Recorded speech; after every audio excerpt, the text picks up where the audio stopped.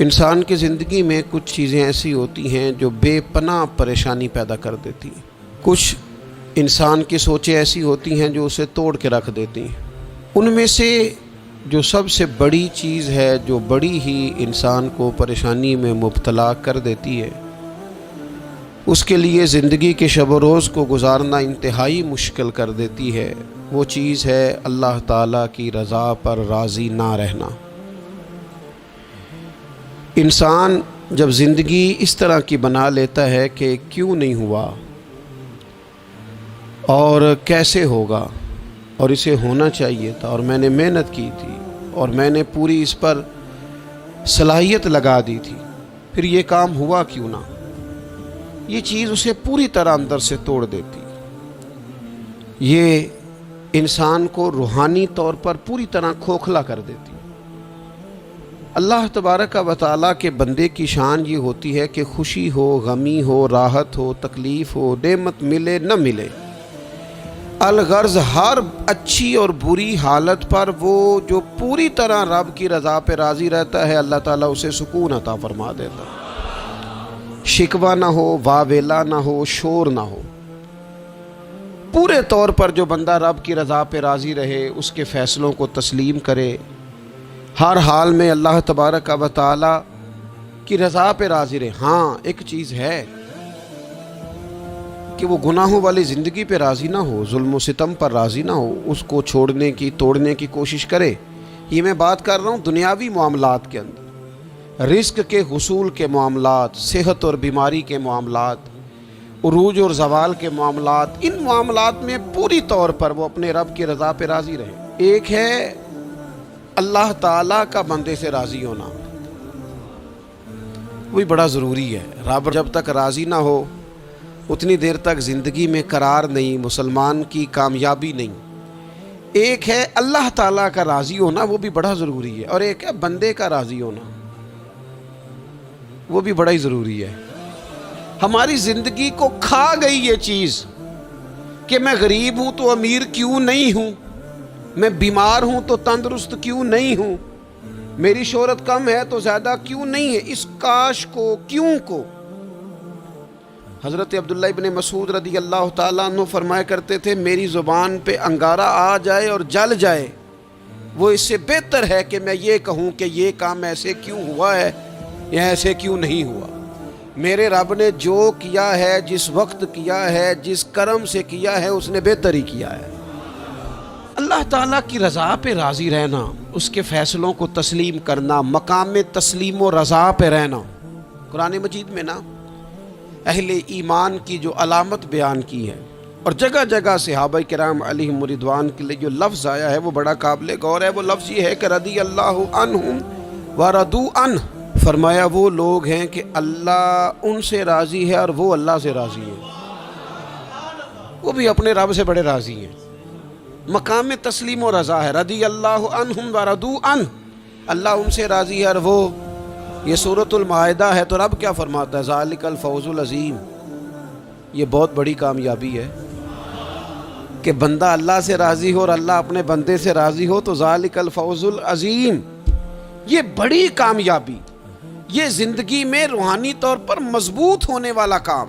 ہمارے ہاں لوگوں نے نا صوفیاء کی، اللہ والوں کی، پیروں فقیروں کی یہ ڈیوٹی سمجھی ہوئی ہے کہ جو بندہ بھی جائے گا نا جی میرا کاروبار نہیں چلتا تو ایسا تعویذ دیں گے کہ او ہو لہراں بہراں ہو جائیں گی، خیر ہو جائے گی، اسی وقت گلے میں رکھیں گے اور ٹپ ٹپ پیسے گرنے شروع ہو جائیں گے۔ لوگ سمجھتے ہیں یہ ڈیوٹی ہے اللہ والوں کی، حالانکہ یہ کام بھی اللہ والے کریں گے، دعا کریں گے، لیکن رب کے بندے کی اصل ڈیوٹی تو یہ ہے کہ وہ بندے کو رب کی رضا پر جینے کا طریقہ بتائے، وہ اسے کہے کہ وصل اچھا ہے نہ فراق اچھا ہے، یار جس حال میں رکھے وہی حال اچھا ہے، یار جس حال میں رکھے وہی حال اچھا ہے، مارو مارو مینو مار مکاؤ، میں کوئی عذر نہ پیش لے آواں، تو جے سونا ہی میرے دکھ وچ راضی، جے سونا ہی میرے دکھ وچ راضی، تو پھر سکھ نو چلے ڈاواں۔ اپنی زندگی مقام تسلیم و رضا والی، اس کے فیصلوں پر راضی رہنے والی، نبی اکرم صلی اللہ تعالیٰ علیہ وآلہ وسلم نے ایک جماعت سے پوچھا، فرمایا کون ہو بھائی تم لوگ؟ عرض کی یا رسول اللہ ہم مومن ہیں۔ حضور علیہ الصلوۃ والسلام نے فرمایا تمہارے ایمان کی علامت کیا ہے؟ پھر غور کریں، حضور علیہ الصلوۃ والسلام نے فرمایا تم کون ہو، تم لوگ کیا ہو، اپنا عقیدہ واضح کرو۔ عرض کی یا رسول اللہ صلی اللہ تعالی علیہ وسلم ہم مومن ہیں۔ فرمایا تمہارے ایمان کی علامت کیا ہے؟ انہوں نے عرض کی یا رسول اللہ رب نعمت دے تو شکر کرتے ہیں، آزمائش ڈالے تو صبر کرتے ہیں، اللہ کے فیصلوں پہ راضی رہتے ہیں۔ اب رسول پاک صلی اللہ تعالی علیہ وسلم نے جو بات کی ہو قلم ٹوٹ گئے، قربان ہونے کو جی چاہا۔ محبوب فرمانے لگے تم لوگ کیا ہو؟ یا رسول اللہ مومن ہے۔ تمہارے ایمان کی علامت کیا ہے؟ حضور علامت یہ ہے کہ رب کی رضا پر راضی رہتے ہیں، مصیبت ڈالے تو صبر کرتے ہیں، اگر کبھی مشقت آ جائے تو صبر کرتے ہیں، اگر وہ نعمت دے تو شکر کرتے ہیں، گویا ہر حال میں رب کی رضا پہ راضی ہیں۔ اب محبوب کریم نے کیا فرمایا؟ حضور فرمانے لگے اللہ کی قسم تم مومن ہو۔ یہی تو علامت ہے مومن کی، اللہ کی قسم تم مومن ہو، تم صحیح معنوں میں مومن ہو۔ اللہ کی رضا پر راضی نہ رہنا اور ساری زندگی واویلا کرنا، فلاں چیز کیوں نہیں ملی، فلاں چیز کیوں نہیں ملی، یہ کیوں نہیں ہوا، وہ کیسے نہیں ہوا، یہ ایسے کیوں نہیں ہوا۔ وصل اچھا ہے نہ فراق اچھا ہے، محبوب جس حال میں رکھے وہی حال اچھا ہے۔ اپنے آپ کو اللہ تبارک و تعالیٰ کی رضا میں ڈھالنے کی کوشش کریں، اپنی طبیعت کو مائل کریں، اور اگر یہ نصیب ہو جائے اللہ کی رضا پہ راضی رہنا، تو یہ صرف اللہ کی رضا پہ راضی رہنا نصیب نہیں ہوگا، سکون بھی نصیب ہوگا، سجدوں کی لذت بھی نصیب ہوگی، قرآن پاک کی محبت بھی نصیب ہوگی، محبوب پاک سید عالم صلی اللہ تعالیٰ علیہ وآلہ وسلم کے دین پر عمل کرنے کا جذبہ بھی بیدار ہوگا۔ آپ یقین کریں زندگی خوشی خوشی گزر جائے گی، کوئی لمحہ تکلیف نہیں دے گا، کوئی بندہ تکلیف نہیں دے گا، کوئی آزمائش پریشان نہیں کرے گی، آنے والا کوئی دکھ بھی دکھ نہیں رہے گا۔ اگر رب کی حضرت عبداللہ ابن عباس رضی اللہ تعالیٰ عنہ ارشاد فرمایا کرتے تھے قیامت کے دن سب سے پہلے ان لوگوں کو جنت میں داخل کیا جائے گا جو ہر حال میں اللہ کی رضا پہ راضی رہتے تھے۔ سب سے پہلے ان لوگوں کو جنت میں بھیجا جائے گا، کیوں کہ راضی ہیں رب کی رضا۔ اس نے جہاں رکھا ہے، جس حال میں رکھا ہے، اس نے کرم سے ہی رکھا ہے، اس نے فضل سے رکھا ہے، تو رب کی رضا پہ راضی رہیں، اس کے فیصلوں پہ راضی رہیں۔ وہ جس حال میں رکھے، جس مقام پہ رکھے اور جس معیار میں رکھے۔ یہ دیکھیے یہ آیہ کریمہ ہے قرآن مجید کی، سورہ بقرہ کی آیت نمبر 216 ہے۔